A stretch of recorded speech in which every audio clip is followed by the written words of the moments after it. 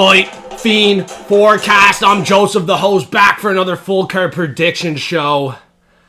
And the lock streak had to come to an end. Unfortunately, the judges were friggin' cold. Pants beer, if the locks don't hit, fuck it. I'm doing it. I'm so confident that the locks hit. We're gonna get paid. 186 strikes to 126. 2 out of 4 takedowns versus 2 for 8. I'm not gonna call it a robbery. Nope. I'm gonna call it pure entertainment because I said I was gonna do a shoey. It hurts. I went heavy on that. Cat of the week, lock of the week. But at least y'all get to see another shoey. Not others. Not a shoey. Hell with that. We're gonna do a pants beer. I can't believe that we got. I'm not gonna say it. Y'all know what happened. You've seen the stats. It's cold. It's cold. Oh my god. Just right in the underwear, not even in the pants. Just right in the crotch. Oh. Nice and cold. Yeah. Yeah, enjoy that. Pure entertainment. Not much to say. I'm not going to say what everybody else is thinking. Everybody that had the Carly Judas bet, the cat of the week, she just didn't do enough to win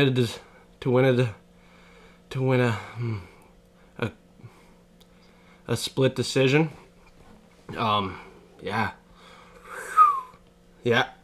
Pants beer curse must be in effect, because last time I risked doing a pants beer, I had Robelius Dej and he lost, so that's unfortunate. We're going to take a quick look back at UFC Vegas 93 and talk about some positives real quick and talk about some negatives. We had a lot of picks that were all over the place. Carly Judas being one of them. The other women's fighter, Julia Palastri, she got picked apart.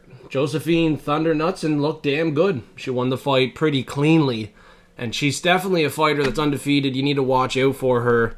She's just going to be constantly improving. That was obviously a mistake on the pick.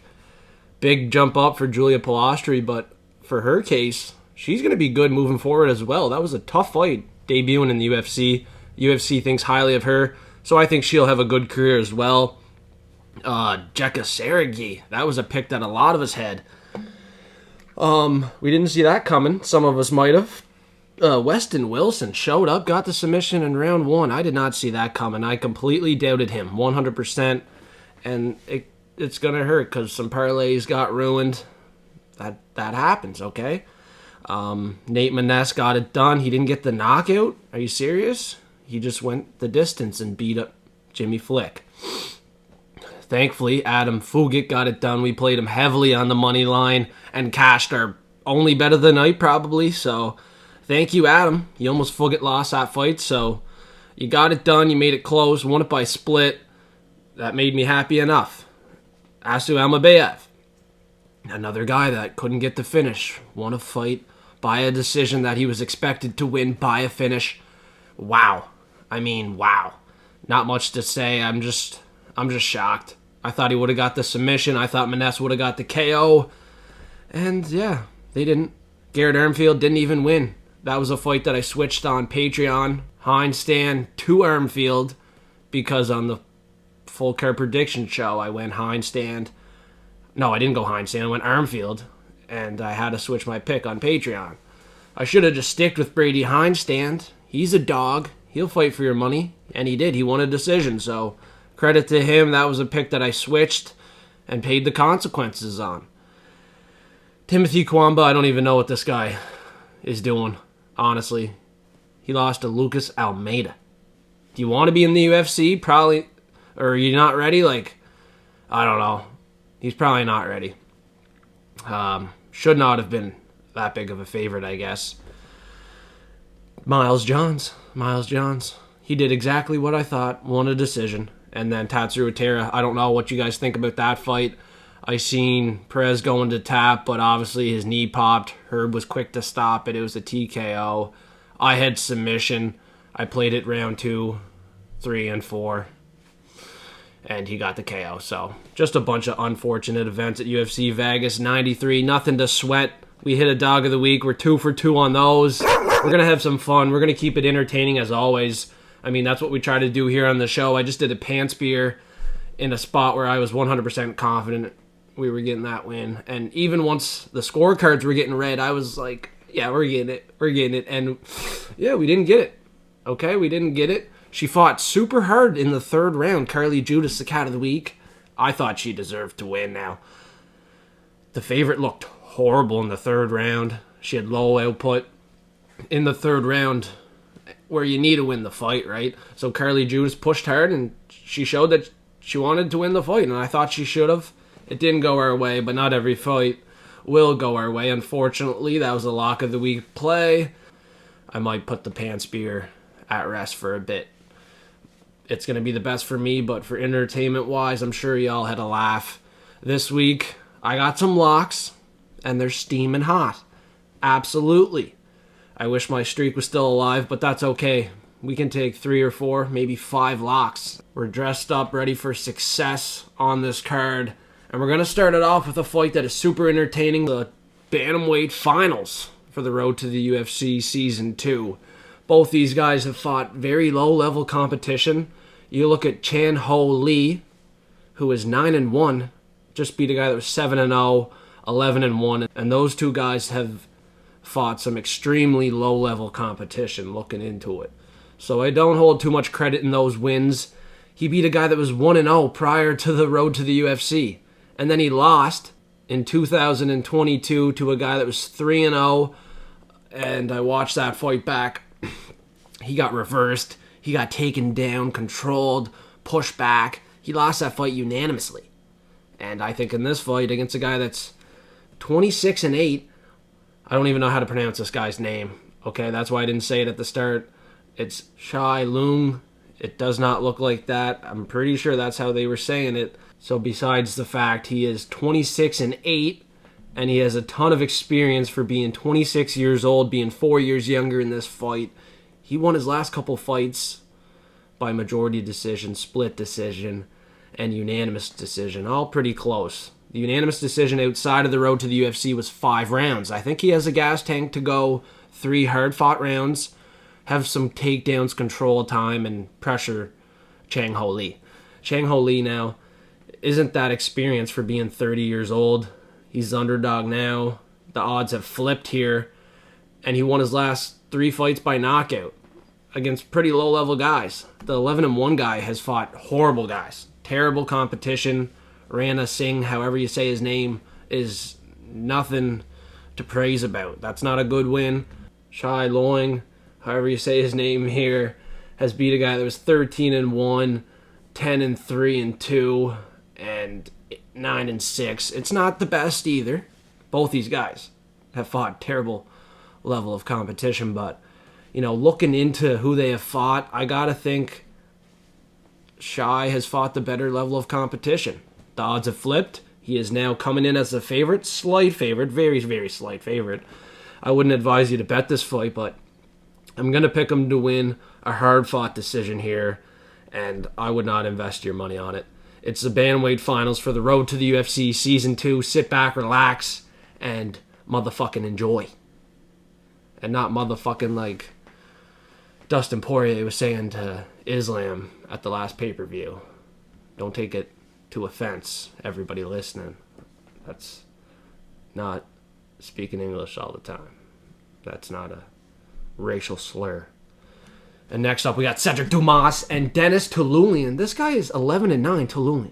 He's fighting Cedric Dumas, who has some criminal charges that were proven not guilty. What's up? So this guy's coming back, the Reaper, ready for a win. And I got to think against 11-9 Denis Tiuliulin, who lost his last 3. This is a layup for him. Tiuliulin is 36, 8 years older, slower, got finished by knockout to Duncan Gregory Rodriguez, and submitted to Jun Yun Park in the very first round. Easy work. But he did beat top prospect Jamie Pickett, not to mention by knockout. So watch out, Tiuliulin has hands, and he won that fight with a knee and ground and pound. So just beware. The flying knee of Tiuliulin could be dangerous, but let's not kid ourselves. Jamie Pickett is no top prospect. He fucking sucks. He's 13-7. He won one fight out of his last 5. Tiuliulin here, he has to be getting handed to the wolves against Cedric Dumas, who beat Cody Brundage by unanimous decision. Abu Azaitar, unanimous decision.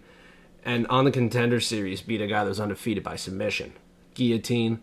Now, I don't think he's going to get a finish, a submission like he did on the Contender Series, but Cedric Dumas should win this fight. He is a good fighter, coming off a loss that was stopped early to Nursultan Ruziboev, who is a decent prospect right now.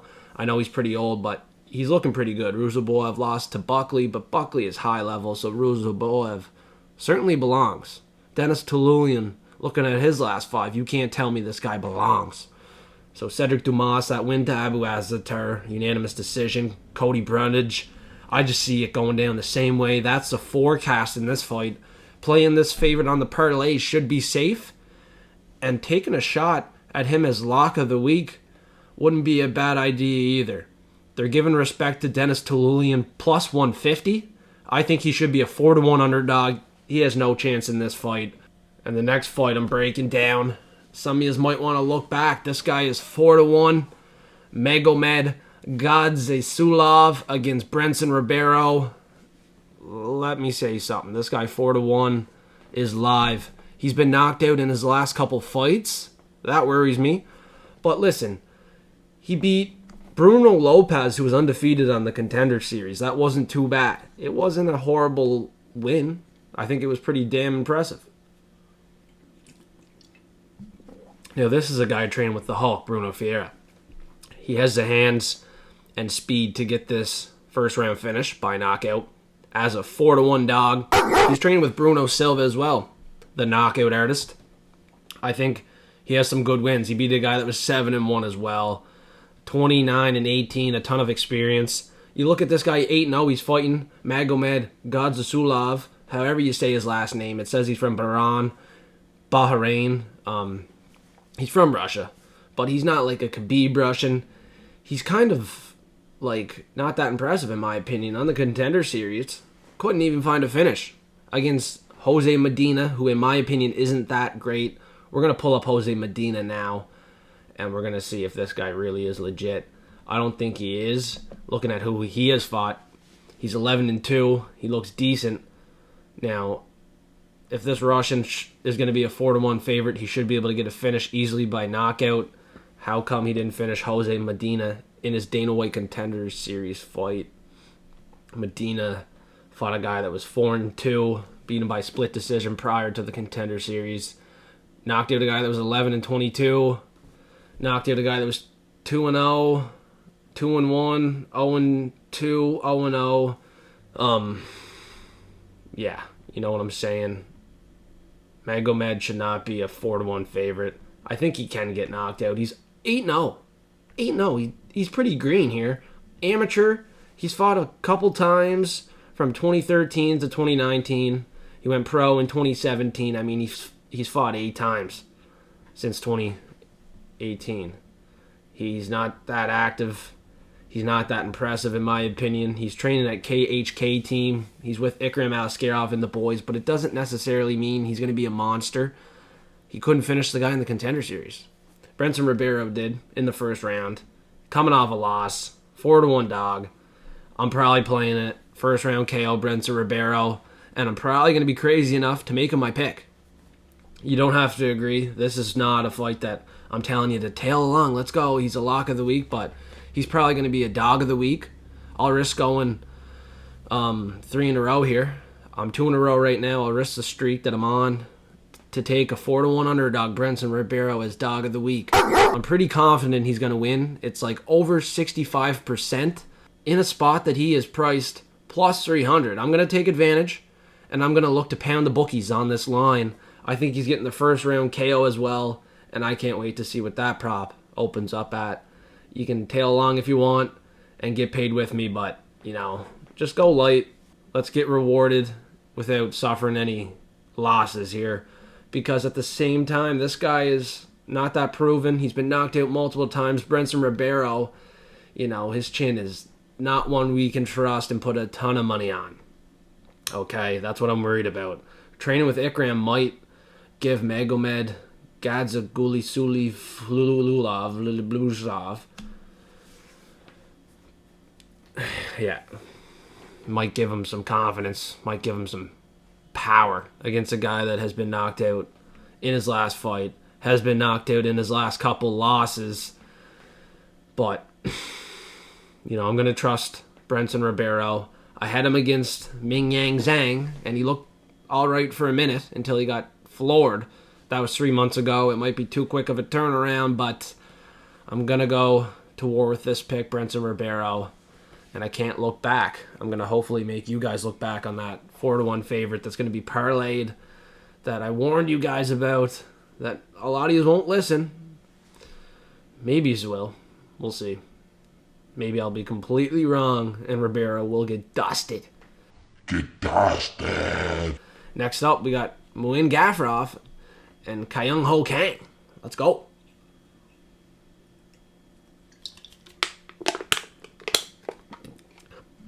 Muin Gafurov, opening as a favorite is insane. He lost his first 2 fights in the UFC, and he lost to Chad and Helliger by split decision on the Contender Series. He's trained with Magomedov. Maybe that's why people think he has a solid chance in this fight, but Kang has 12 submission wins. Muin Gafurov just got submitted. I think with Muin Gafurov shooting so many takedowns in his fights, he's going to get caught in a submission and get reversed if he does happen to get a takedown, because Kang, with those submissions and having a newborn baby, is looking for a bonus. And I think he can get the submission win. Muin Gafurov proved it in his last fight. He can get submitted. He does have a lot of decision losses, so playing Kang on the money line isn't a bad bet either. Now, I think he's a much better fighter. He beat Dana Bakriel decision, and he beat another guy 15-5 by a split decision 4 years ago. He's due for another win here. His last win was in the very first round to Christian Quinones. So, the submission is very live. That's what I'm going to take in this fight. Kang by submission. I think Muin Gafurov, with those takedowns that aren't very good, it's going to get him caught again. He just got submitted in the first to Magomedov. But like I said, if it goes the distance, I still love the dog here. Kang. Castaneda knocked down Muin Gafurov. And Castaneda also fought Kang in a fight that was a lot closer. Castaneda did not drop Kang in that fight. So that's a fight that gives me some MMA math equations to predict this fight. And I think 100% at plus 110, Kang is a good pick. He's super live to win this fight by a submission. If not, I gotta think he can win by a decision. More volume, better accuracy, stuff and takedowns. Like Muin Gafurov training with Magomedov, I don't believe it's gonna completely change his game. I don't think it's gonna help him out a whole lot. He's ready for the PFL. And next fight on the prelims, Rinat Fakhretdinov, Nicolas Dalby. Dalby's coming off a big win here to Gabriel Bonfim. Now this gets me excited because I think Dalby is live. He's tough, he's durable, he's going to be very tough to finish. He's only lost by a decision. Now Rinat Fakhretdinov being at range, accurate, smart, high IQ, and wanting to get a win after that draw, right? He just had a draw to Aliskerov. I think he wants to redeem himself. Maybe not get a finish, but dominantly beat Nicolas Dalby by a decision. 3-round fight. To get a finish in this fight, it's highly unlikely. He was able to finish Kevin Lee, but that's Kevin Lee coming back to the UFC. Now, Nicolas Dalby is a good dog pick, but realistically, I don't think he has a chance. Gabriel Bonfim was his one spot to come through as a dog and cash your ticket. In this spot, be smart, beware. Rinat Fakhretdinov is a gladiator, and he's coming for the win. Muslim Salikov was a win for Nicolas Dalby that Dalby could not get a finish. And then he beat Warlley Alves by a split decision. Ikram Aliskerov just ran through Warlley Alves. Now, if you're beating Warlley by split decision, you're going to have a tough time with Rinat Fakhretdinov. He's looking super dominant. He's obviously a rightful 3-1 favorite. It's just a little bit scary to parlay. I'm just saying that. Dalby is tough. We're going to have to win this fight by a decision. I don't see Rinat getting a finish in this fight. Dalby is super tough, man. I'm going to give him credit where credit is due. Next up, we got Nasrat, Haqparast, and Jared Gordon. We're going to work here with another high-confidence pick, Nasrat Haqparast, 28 years old, almost 29, fighting a 35-year-old who's almost 36. Nasrat has been around for a while. He just beat Jamie Mullarkey and Landon Quinonez, a tough young guy looking to get his name stamped in the UFC, and couldn't even get past Nasrat. Nasrat proved in that fight he still has game. Coming out and beating Jamie Mullarkey after by knockout is even more impressive. And he's on a 3-fight win streak. He beat John McDessie as well by unanimous decision. He lost 2 fights, Bobby Green, Dan Hooker, but there's no shame in that. Jared Gordon lost to Paddy Pimblett, unanimous decision. Paddy's really good, but Jared Gordon, he lost to Grant Dawson, submission. He beat Leonardo Santos, unanimous decision. And then he beat Merrick Madsen, knocked him out in his last fight 7 months ago. Madsen is clearly a wrestler, has no striking, and Jared Gordon had his way. Now against Bobby Green, there's a accidental clash of heads in that fight. Jared Gordon wasn't able to continue, and he had some stuff done to help him out with his head injuries from that fight. Now, he looked good in his last fight, but now against a guy that's 28, super hungry, looking dominant, had his time in the UFC at a young age, fighting the best of the best. Now on a 3-fight win streak. I think Nasrat is fucking looking damn good right now. It's hard to go against him, man. I think he's dominantly going to win. Unanimous decision if he doesn't knock out Jared Gordon. He has 4 knockout losses, 1 submission loss, and 1 decision loss. Holy shit. I didn't realize that. Nasrat Haqparast could be super live for a knockout. He looked damn good in his last fight. Jared Gordon has been knocked out 4 times in his 6 losses. I didn't realize that. And Nasrat's pretty close to home, closer than normal. It's in Saudi Arabia. He's from Germany. He represents Afghanistan as well. I honestly believe Nasrat Haqparast is getting this done by knockout now. Jared Gordon is in danger. Very big danger. If you have Jared Gordon, I'd cash out. Nasrat Haqparast is definitely a lock of the week and a high confidence pick for me at UFC Saudi Arabia. If he doesn't get the knockout, he's going to win the fight cleanly by a decision. Put him on your parlays and let's get paid. And now we got the final fight on the prelims. And it's Shara Bullet, Magomedov, and Joilton from Pokemon, Lutterbach. I'm trying to put together why he's not a 5-1, 6-1, 7-1 underdog. Now, he was just going to fight Charlie Ontiveros, and that fight got scrapped or whatever.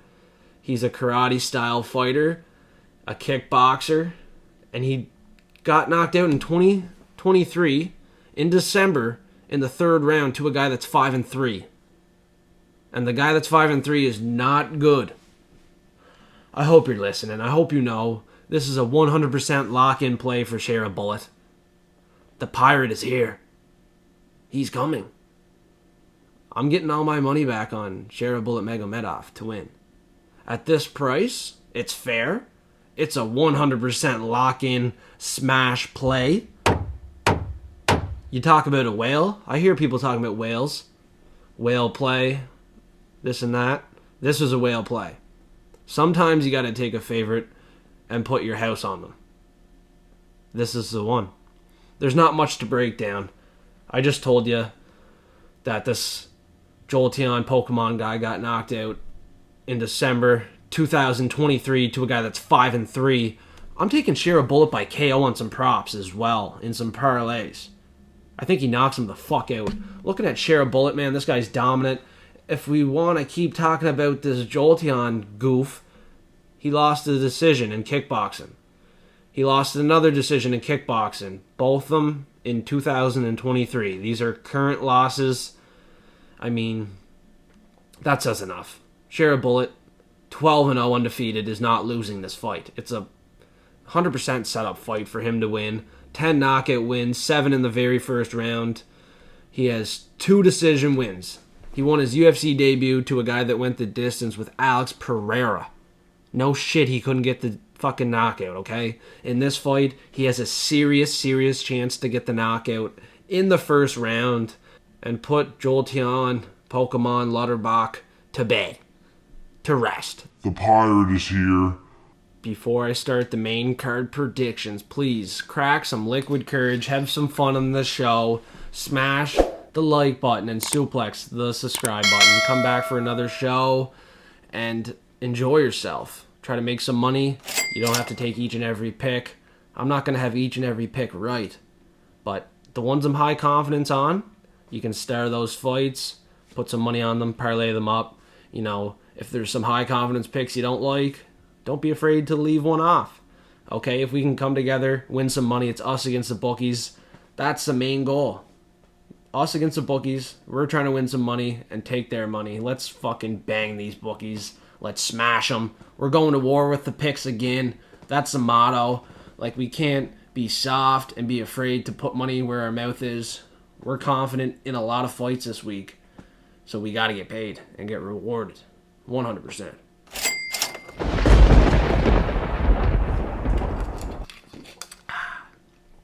Woo! Wee! Woo-wee! Woo-wee! And the first fight of the main card is a fight that I'm going to step back, watch, and enjoy. Johnny Walker is a guy that I cannot have high confidence in at any point in his career. He is questionable. He is awkward. He's hard to trust. His chin is hard to trust. Now, if you can trust a guy with no chin with your money, I mean, go for it, but I can't do it. Johnny Walker, he might be my pick, but it is low confidence.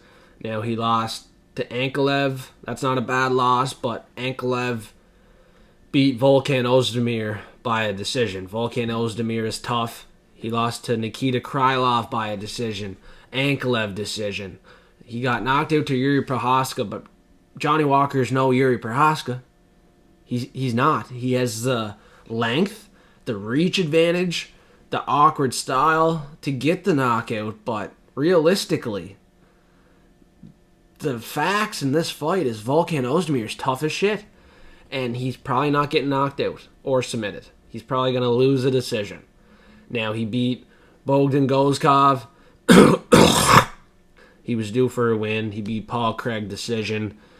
Johnny Walker knocked out Paul Craig by a weird knockout punch in the first round. So, I mean, Johnny Walker is awkward enough to deal with, to win a decision. This reminds me exactly of that Anthony Smith fight. Smith is tough and durable, has a ton of experience, but couldn't deal with the awkwardness of Johnny Walker. So I'm going to take Johnny Walker to win an awkward decision with leg kicks, using his length, reach, and whatever he needs to do to win, because as a favorite, he should win. It's a close price fight.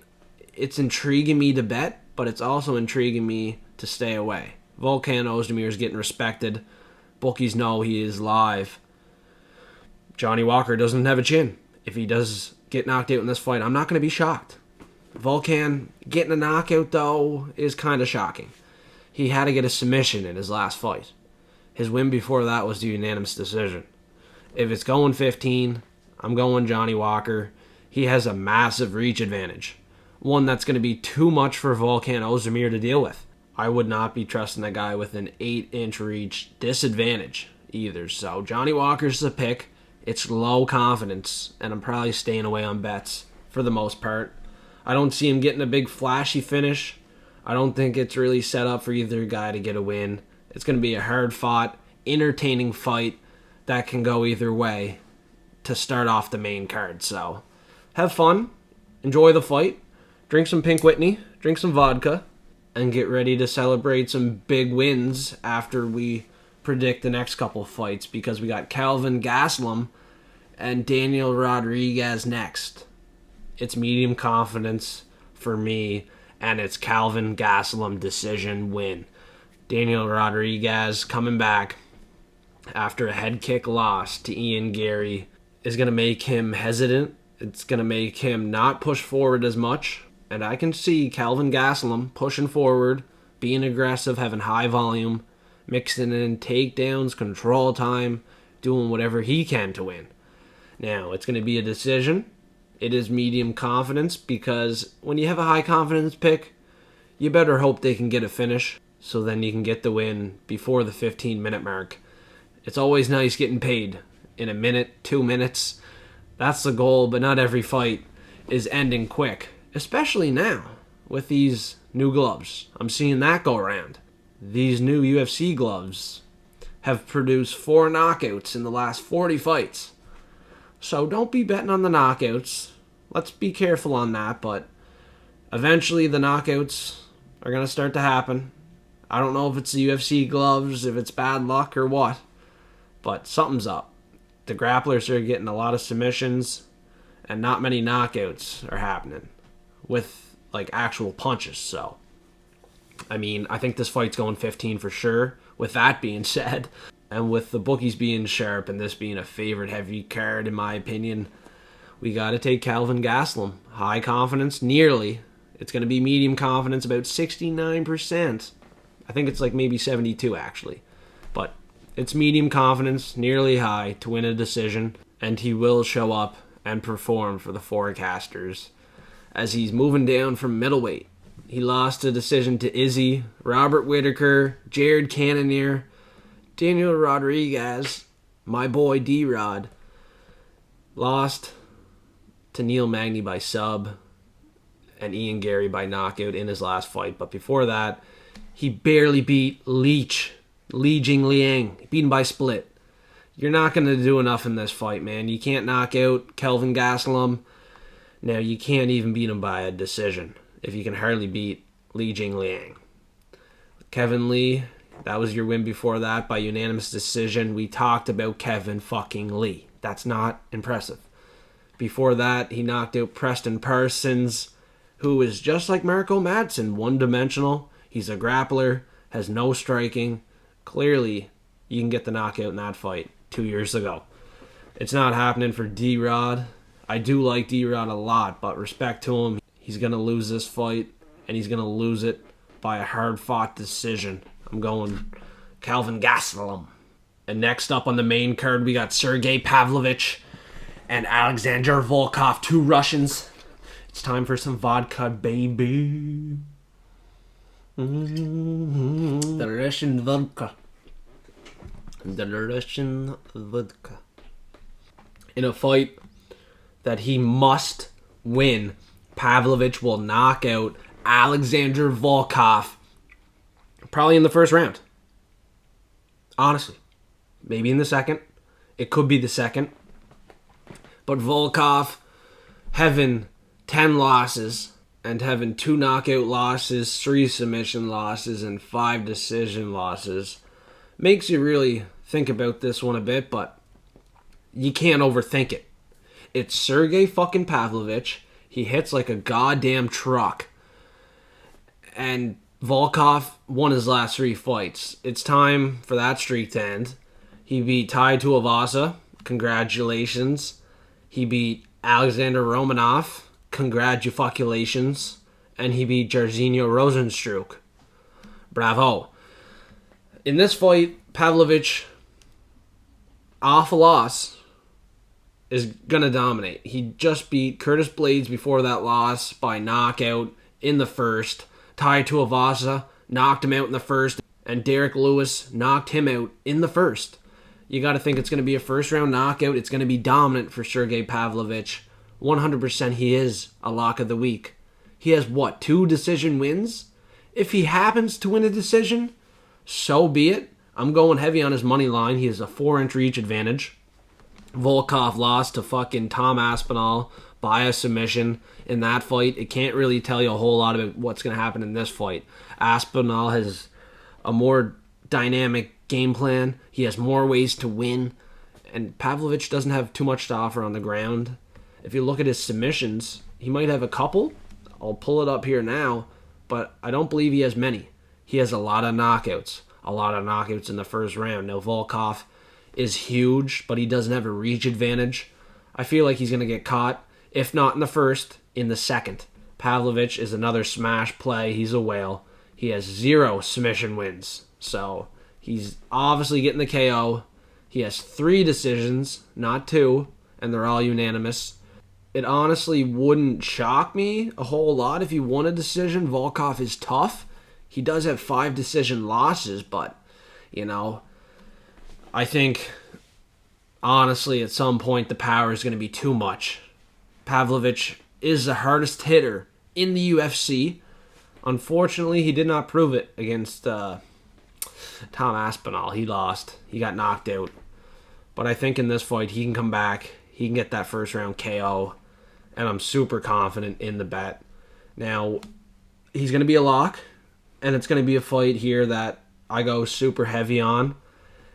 This is a card that I'm seeing some fights that I have the most confidence on that I've ever had in my entire career betting, doing UFC forecasting. So I might have to make the largest wager of all time for me. Now that I'm 2 years into it, I'm a lot sharper. I think I might put $1,000 down on a parlay. If you're on Patreon for $5, for only $5, for only $5, for only $5, if you're on Patreon for only $5, if you're on Patreon for only $5, you're going to see this big motherfucking whale bet. And I'm telling you, Pavlovich is on it. Is it going to be by knockout? Is it going to be just to win? Either way, he's fucking winning. And now we got the main event fight for UFC Saudi Arabia. And I have no clue about these odds. Robert Whittaker is a good fighter. He beat Paulo Costa in his last fight. So did Sean Strickland. But, Ikram Aliskerov is looking like a different breed. He's plus 110. I'm about to take out a bank loan for a couple $100,000 on Ikram Aliskerov if I could. I seriously would, because this guy is next level, and taking this fight on short notice, he has proven he could be the next champion. Hamzat pulled out. I don't have the reasoning why, but Ikram Aliskerov has beat his last 3 opponents in the first round very dominantly with a flying knee, punches, right cross, Kimura. He is super dangerous. Now, Robert Whittaker, has he fought anybody that's dangerous on the ground? I had to ask myself that. He's the favorite. Can he stop takedowns? Maybe. But if it gets to the ground, can he deal with the jiu-jitsu game of Ikram Aliskerov? Can he stop the Kimura? Now, he fought Sedriques, Paulo Costa, Marvin Vettori, Israel Adesanya, Kelvin Gastelum, Jared Cannonier, Darren Till, Adesanya, Yoel Romero. I'm telling you, none of those fighters are going to be as equipped as Ikram Aliskerov on the ground. None of them. 0. Ikram Aliskerov is filling in for a guy that he fought, Hamzat Chimaev, and he's fighting one of the best in the middleweight division. I think Ikram has balls. I think he wants to prove to the fucking world he is the man. I am 100% confident on Ikram Aliskerov. Not 100%, like 94, 92. I'm very confident he wins. He is certainly a lock of the week. On Patreon, I'm going to have the lock of the week play, and I'm going to have more than one lock. I have 3, 4, maybe 5. We're going heavy. We're going to win the biggest bet of all time for doing the UFC forecast and Fight Fiend forecast. It is time to get rewarded for all the hard work that's been put in here, because I am seeing these fights so clearly. Not every fight. You can't see every fight clearly. But there's a couple that I am seeing clear as day. Now, Ikram, you might think, oh, he's a little green. He has one loss. Well, his one loss was to Khamzat. Khamzat pulled out. He's stepping in. He wants to prove a point. Every other fight has been dominant. He has 3 decisions. And if it goes the distance, if it goes 25, which I highly doubt it, I think he wins as well. With some takedowns, control time, more accuracy. He will land the more damage. And he will probably put out Robert Whittaker. Robert Whittaker in his last fight was knocked out to Sedriques du Plessis. I don't love to say that, but he was knocked out in the second. And before that, he lost to Izzy by a decision. But Izzy honestly has pillow fists compared to Ikram Aliskerov. Ikram hits harder than Paulo Costa, Sedriques, Mervin, Israel, Kelvin, Jared, Darren. The only guy he doesn't hit harder than maybe is Yoel Romero. Now, Robert beat Yoel Romero, unanimous decision and a split decision, but Yoel is not as athletic. He's not as explosive with as much volume, and he doesn't have the grappling game. So Ikram is a lock of the week this week. He is probably going to get the knockout in the second round. Why the second round? Well, out of Robert Whittaker's last 3 losses here, he's been knocked out twice, and 2 of them were in the second round. If you play Ikram in the second round by knockout, you could get paid. It could be a secret prop that just surprises everybody that's sitting right in front of you and cashes. So, either way, Ikram Aliskerov on the money line at plus 110 is a lock of the week. Robert Whittaker, I respect him. He's a guy I really respect, but I can't make a reasoning for this favorite to win. I can't. The Reaper is experienced. But is he durable? I can't say that. He got knocked out twice in the second round in his last 3 fucking losses. He beat Jared Cannonier, decision. Till, decision. Kelvin Gastelum, decision. Marvin Vettori, decision. Paulo Costa, decision. He hasn't knocked out anyone since fucking Ronaldo Souza in 2017. I mean, he's not getting the knockout to Ikram Aliskerov. Aliskerov is on another level. He's stepping up with balls, and he's ready to win. 15-1. Only lost to the guy that stepped out of this fight.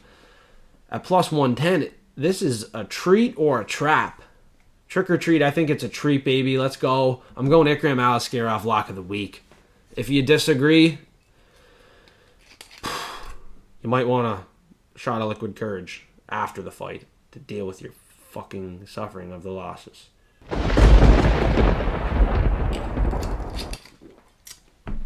100% confidence. Ikram Aliskerov, lock of the week. No. And no, I'm not doing a pants beer. That's bad luck. No, I'm not doing a shoey. All what I'm doing is giving you my high confidence picks. I'm locking in.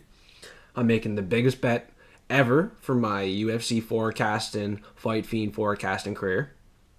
And I'm getting paid.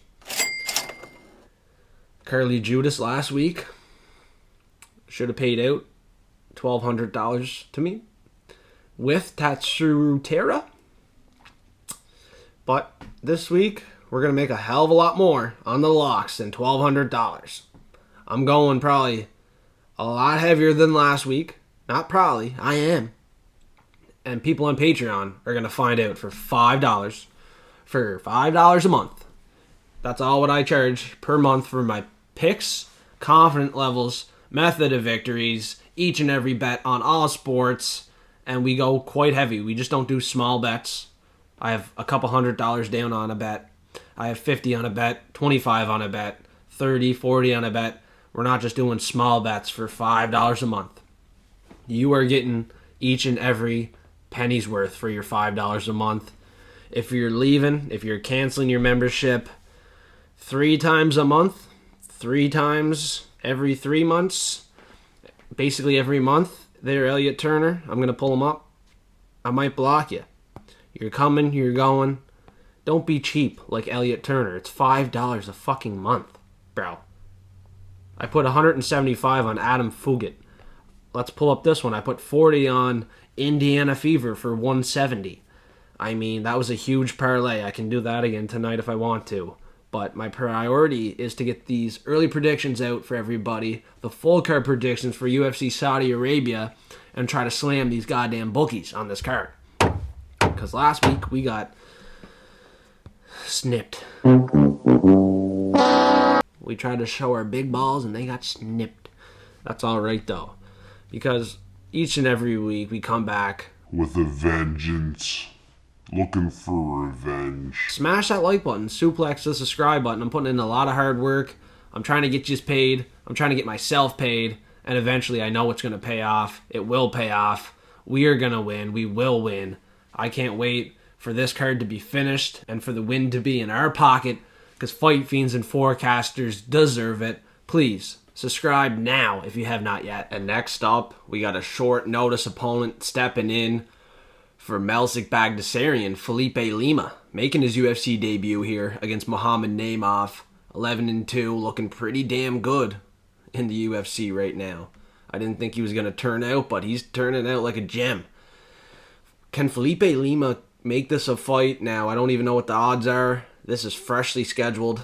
I just finished doing the editing for the full card predictions, and then I went back and I seen that Felipe Lima is stepping in now for Melsik Bagdasaryan. I had to come back on here and do my prediction. I can't leave a prediction off. People probably want to know who's going to win this fight now.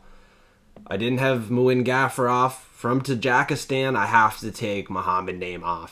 He knocked out Jamie Malarkey. He knocked out Eric Silva with a leg injury. His kicks are heavy. His striking is heavy. He has power behind each and every shot. He's looking for the finish. But he couldn't finish Nathaniel Wood. That was a good win, though. I didn't expect him to win. He got it done. That was the fight that really made me think he was going to beat Melsik Bagdasaryan with ease. Now, Felipe Lima, this is obviously an easier fight. A guy stepping in on short notice is going to have one hell of a fucking night against Muhammad Naimov. This is a tough debut. He has one loss. Felipe Lima, it was his debut, pro debut. So has he lost recently? No. He's looked phenomenal. He won his last 12 fights. His last 5 fights, he beat a guy that was 6-0, taking a step up in competition, beat him unanimous decision, and then he beat a guy 8-1 unanimous decision. These fights were 3 to 4 years ago. He hasn't been that active. His last fight was 10 months ago, where he won another decision against a 15-5 opponent. I can't really say that's the highest caliber. He's not really getting finishes. He has a lot of decision wins. The guy he did finish was 3 years ago, and he was 21-7. Before that, another decision to a guy that was 8-7. That was 3 years ago. Like, he has not been active. 10 months ago was his most recent fight. Before that was 2 years and 6 months, and before that, 3 years and 3 months. I don't like how he's not active. Obviously, Dana found someone to step in on short notice to fight a killer. I can't believe this guy is getting past a fight. I don't think he's at the caliber of the UFC. I'm not sure where they found him. I'm not sure who he's fighting, but good luck to him. I think he's getting knocked out. He's getting finished for sure. It looks to be a knockout play for Muhammad Naimov. I don't see him getting a submission in his last 5 fights. He had a decision win to a guy that was 10-3 and the decision win to Nathaniel Wood. This should be a masterclass performance from Muhammad Naimov. I expect him to get the finish, and I expect it to be dominant. He has a big reach advantage in this fight, I would say. He's 5'9". Felipe Lima is only 5'6". I think he's going to have a reach disadvantage, and I think he's getting picked apart on the feet.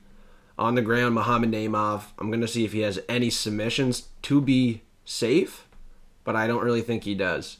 On the feet, he has 5 knockouts, 3 submissions on the ground, 3 decision wins. His last couple finishes, we're looking at the knockout. His last 3 come by knockout. He had a submission win to a guy that was 5-6 in the first round with an arm triangle, but yeah, this guy on the feet, Felipe Lima, is in trouble. I think he's getting knocked out in the first or second round. Looking at the finishes for Muhammad Naimov, he has his last 3 out of 4 in the first, and 1 in the second. So it's going to be quick and early for him. It's going to be an easy night at the office, and Tajikistan is getting on the board. And now it's time for the final part of the show. I got to do a special clip for it, a little fucking thumb stamp here. Forecast of the week. Your most confident prop at plus money. We didn't have one last week. It was the first time in multiple weeks we did not have a forecast of the week. Well, it was the first time ever we didn't have a forecast of the week since we started. I can't fucking lie. Last week was sloppy. So this week, on a card that is super confident, and I gave you a bunch of good plays, I want to see some commenters giving their most confident prop at plus money. And I'm going to choose one and make you some content up and give you a shout out on the final show on Instagram, on TikTok, and we're going to get paid. I'll go quite heavy. I'm not going as heavy as the locks on your bet, but I will go pretty heavy. 2 units, 3 units. A unit for me is $25. It's all about bankroll management, playing that bet smartly, and make sure you don't put too much money on certain fights. You got to think. I'm not going to put money on a fight that I'm not willing to lose. Each and every bet I make, I'm willing to lose that money if it happens to lose. We don't want to lose our bets, but you can't be willingly throwing away your money. Only bet what you can afford to lose. But at the end of the day, we won't lose on this card, UFC Saudi Arabia. We will win. Thank you for joining the Fight Fiend Forecast. Now let's go get paid.